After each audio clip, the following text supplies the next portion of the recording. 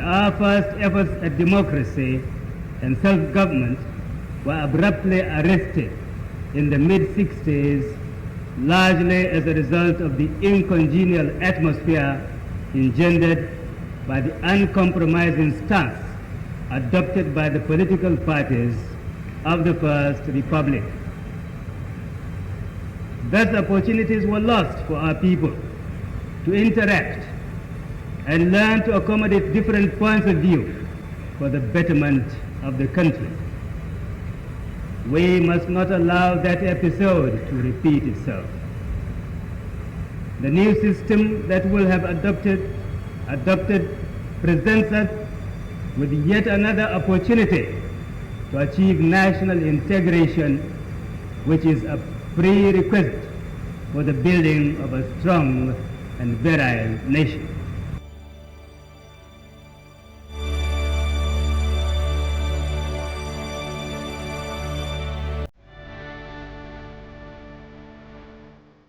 The challenge of Nigeria as a free state in 20th century Africa is the need to revive the stature of man in Africa and restore the dignity of man in the world. Nigerians believe passionately in the fundamental human rights. We regard all races of the human family as equal. Under no circumstance shall we accept the idea that the black race is inferior to any other race. I appeal to all our leaders, far and near, to forget the wounds which were inflicted in cause of our internecine altercation. The love of our country should outweigh the love of our petty selves. The enjoyment of individual freedom under the law should mean more to us than our self-centered party programs and manifestos. Common dangers and common enemies alert us on the need for common security. Come and join Abba with me, Kaduna, Awolowo, Akitala, Otarebe, Okpara, Ikoku, Aminu Kano, Ibrahim Imam, and Tata.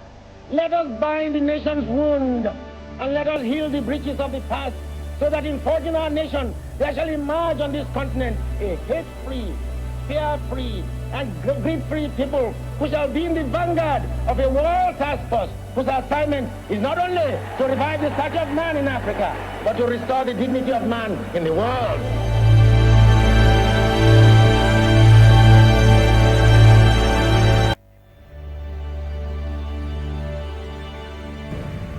Our first efforts at democracy and self-government were abruptly arrested in the mid-60s, largely as a result of the incongenial atmosphere engendered by the uncompromising stance adopted by the political parties of the First Republic. Thus, opportunities were lost for our people to interact and learn to accommodate different points of view for the betterment of the country. We must not allow that episode to repeat itself. The new system that will have adopted presents us with yet another opportunity to achieve national integration, which is a prerequisite for the building of a strong and virile nation.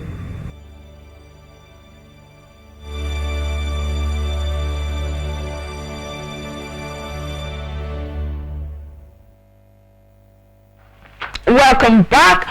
You know, every year on the 28th of July, we observe the World Hepatitis Day, a day that provides a platform for advocacy, education, and engagement with government, health professionals, and the public to drive awareness and action to eliminate viral hepatitis. This year's celebration falls on Sunday, and so we are celebrating it and talking about it today, being Monday, and we'll be discussing so much. I know there are several myths about hepatitis. Our doctor, the good doctor right here, will break everything down for you and I so that you can prevent it. You would know who's susceptible. You will know the symptoms that should take you running to the doctors and so much more. Doctor, thank you so much for being part of the program. We have Dr. Bilkisu Abba. She's a general practitioner, Habib Medical Clinic. Thank you for coming. Thank you for having me.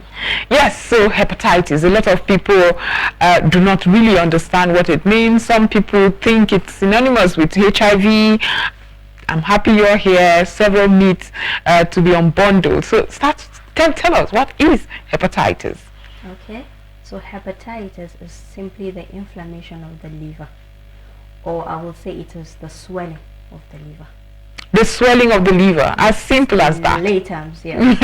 Okay, I know there are several. There's the hepatitis B, the C, and all of that. At what point do you have these categories? Okay, so the causes are divided into either infectious causes or non-infectious. So for the infectious causes, it can be bacterial, it can be viral, parasitic, but the most common is the viral one. So the hepatitis virus are named by the alphabets A to E. Right. So we have the hepatitis virus A, the B1, C, D, and E. While the non-infectious causes can be due to alcohol consumption, it can be autoimmune. In this case, the body cells attack themselves, leading to hepatitis. And then drugs.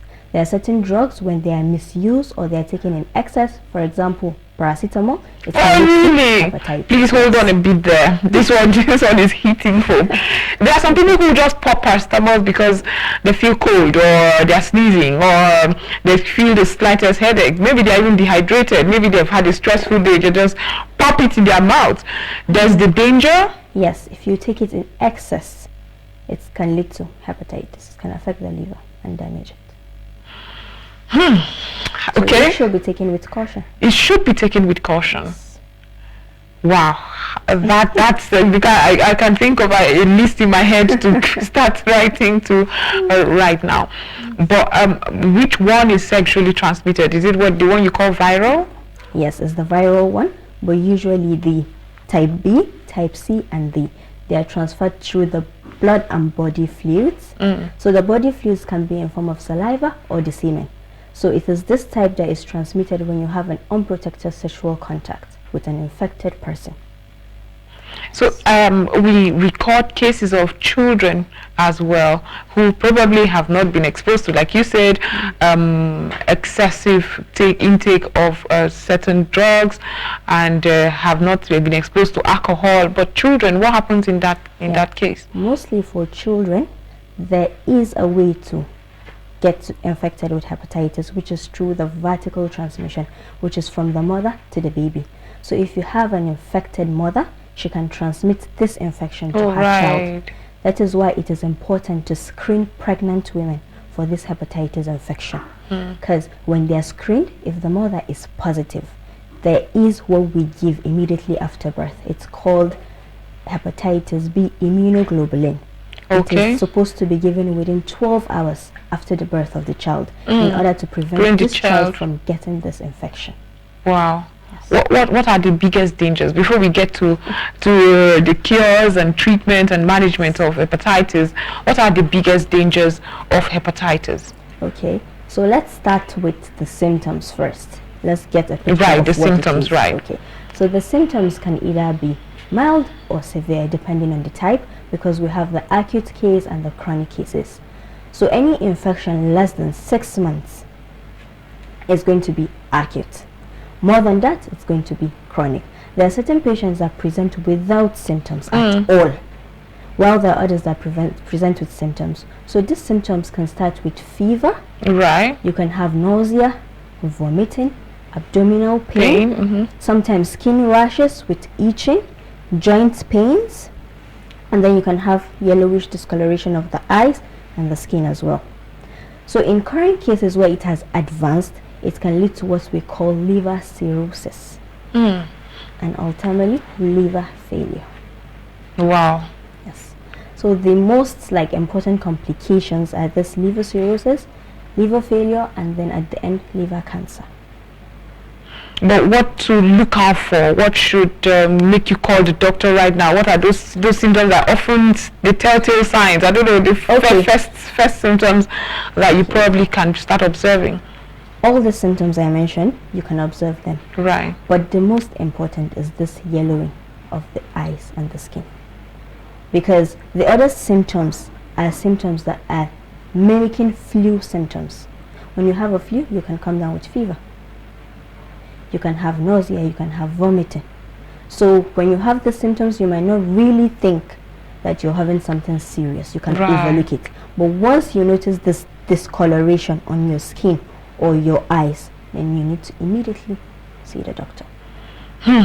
Okay, now that we've talked about the symptoms that would make you see the doctor, before we go further, can anyone just do the screening? I mean, irrespective, are there, is there access to this screening for anyone? Can I just walk in without symptoms and say, you know what, screen me, I want to know? Yes, and then are there vaccines as well? You can go for the screening, which is very, very important, because when you go for screening, that's when you know whether you are infected or not. Because as I said, some of them are asymptomatic. You might be infected and you will not know.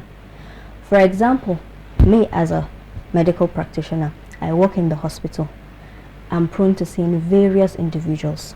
Some of them are infected, they don't know. So for example, if I get a needle prick accidentally, I might not know whether the person is infected or not. So it is important for everyone to go for the screening. Screenings are done everywhere around Nigeria in all hospitals. You can just walk in, talk to your doctor that this is what you want, and then they'll do the necessary investigations for you. Right, and then are there vaccines that protect you? Because I know as children, there are also vaccines. I can't remember. I did vaccine. I know, but there was a certain name that they gave one of the vaccines. I know it was a bit more expensive, but it was to protect the children from hepatitis. So I think I have 3 children, and I'm still not remembering. And I did all my immunization. So yes, I remember there's that vaccine. What does it protect you from, and to what end? This vaccination is the most important and crucial step to prevent this hepatitis infection. So we usually do it at birth for the babies. We do it at 6-10 months. Right. Yes. And then even adults can go for these vaccines. If you didn't get the vaccine when you were a child, you can get it as an adult. It doesn't matter. It is available everywhere. But if I got it as a child, am I protected all through my life? Yes, you are protected. Oh, really? Yes, your body will produce immune response in relation to it. So whenever the infection comes, your body will fight it off. All through my life? Yes.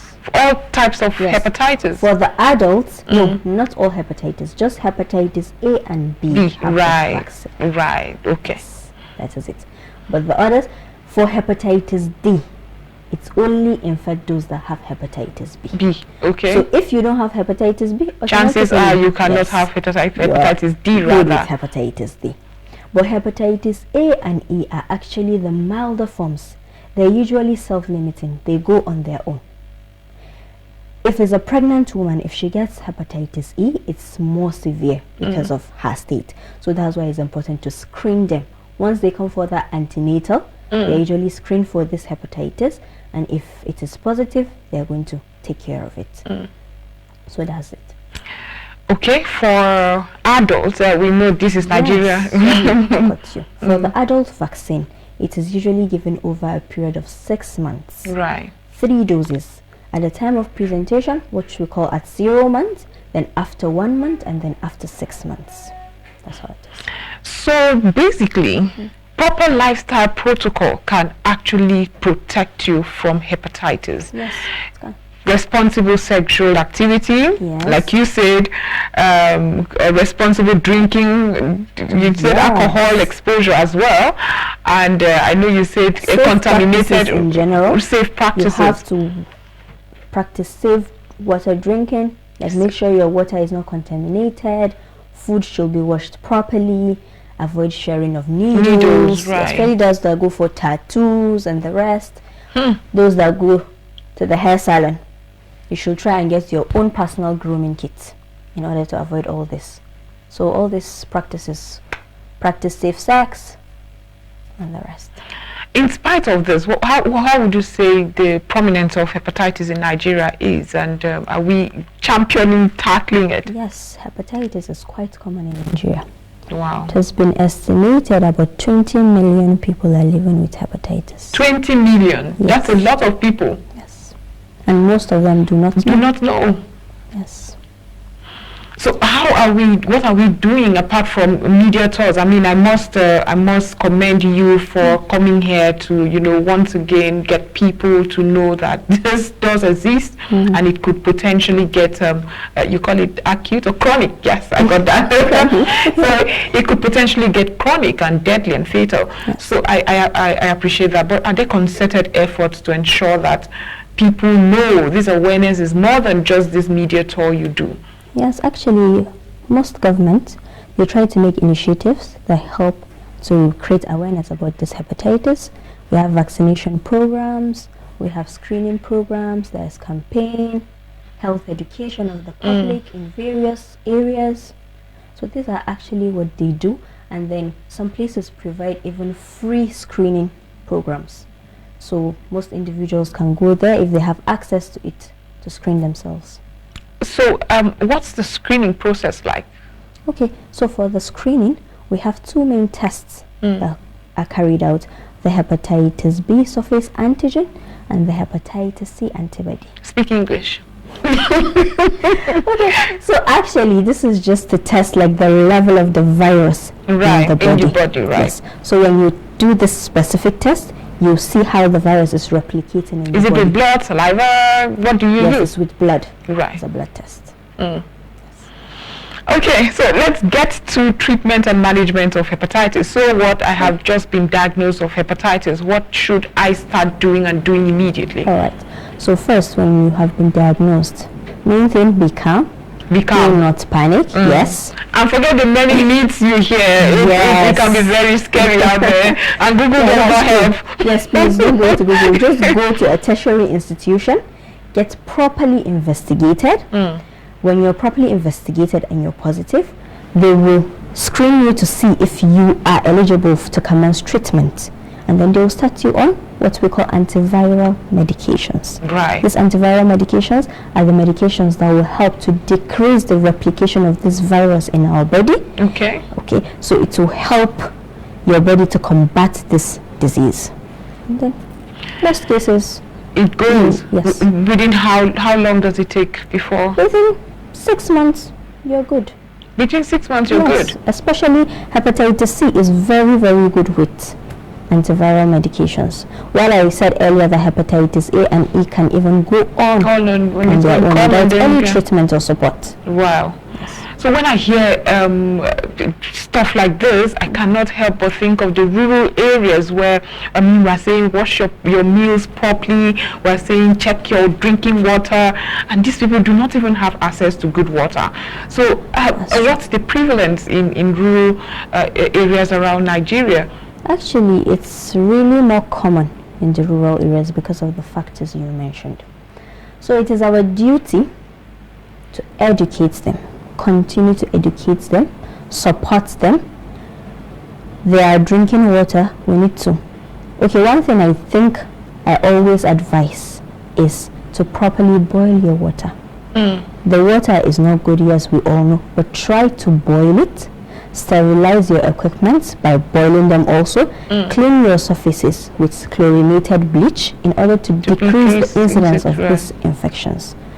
So once you do this, with more awareness, more campaigns, we'll try to overcome it. You mentioned that some governments and organizations conduct what you call free screening even for individuals, but access to treatment. And look at the inflation. Pharmaceuticals are just as expensive. Again, I'm going back to the rural. What is the access to medication that they have? Is it still the PHCs that the primary healthcare centers that they have to depend on? Is it equipped enough to tackle something like hepatitis? Yes, they are trying to make it better. I like how you phrased it. that's the best way to make it better by the day, and we hope they will make it better.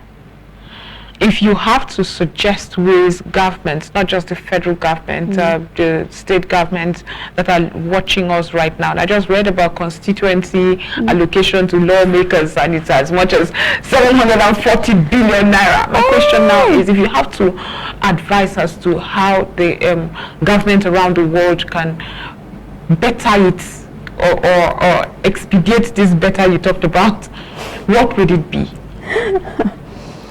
All right. The government has to just do better.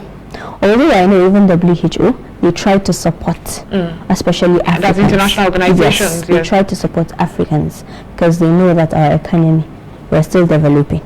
So they try to lend support to us by giving funds, giving these vaccines for free, to take them to rural areas so that they can be administered to the individuals there. And also we have non-governmental organizations like NGOs that are willing. They are supporting, like they go to these rural areas to help them. So I think with them, we're on the right track. I'm sorry I put you on the spot there. I know medical people usually do not want to talk about politics at all. And so I just put you right there, but you maneuvered well. So let's go back to this meet around hepatitis and the information. Young people in school, because you just, believe it or not, you scared me right there. You know, you're talking about contaminated hands and ensuring your washed fruits and vegetables and washed food and all that. How should schools handle this and ensure there's no spread? Should a child maybe have hepatitis?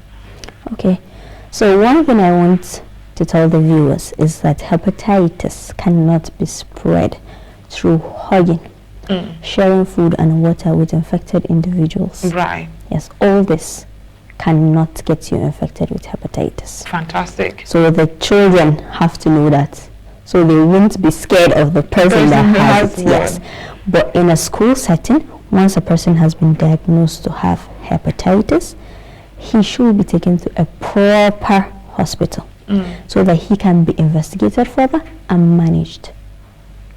Once he is started on the right management, then there are less chances for him to spread to his other mates, because it's not, once he's diagnosed, you know, he's taking the virus and the antiviral medication, so the virus is not going to be high in the blood for it to be able to be transmitted. So they'll just take care, do their measures to prevent others from getting it. So what about the other meat? I mean, in the course of doing this and you know... Have you heard of any myths? I mean, I have heard that hepatitis is synonymous to HIV, and so if you come up with hepatitis, chances are you will soon be diagnosed with HIV. No, that is absolutely not true. The reason why they usually compare it with HIV is because, like, it is a very deadly virus. Somehow it is more deadly than HIV, in the sense that for HIV virus, when it is outside the body, it cannot live for long. But hepatitis virus can live for a long while. If, for example, I have hepatitis, and then I cut myself and the blood spills here, and it is left here, even after 3 months, if someone comes and he has a cut and exposes himself, he can still get infected. Wow. But for HIV, you can't. It has a short half-life outside of the body.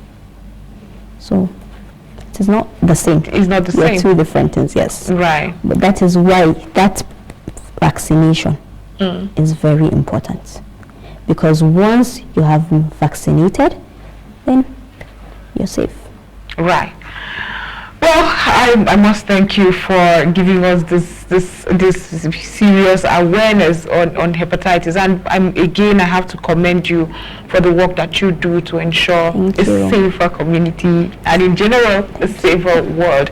So it's been wonderful having you, Dr. Bilkisu Abba, General Practitioner with Habib Medical Clinic. Yes. Thank you again. So at Habib Medical, we offer extensive screening for hepatitis, all hepatitis B, C, all of them, and then we're going to give a free screening for the first 20 people to come to Habib Medical Clinic on Thursday and Friday.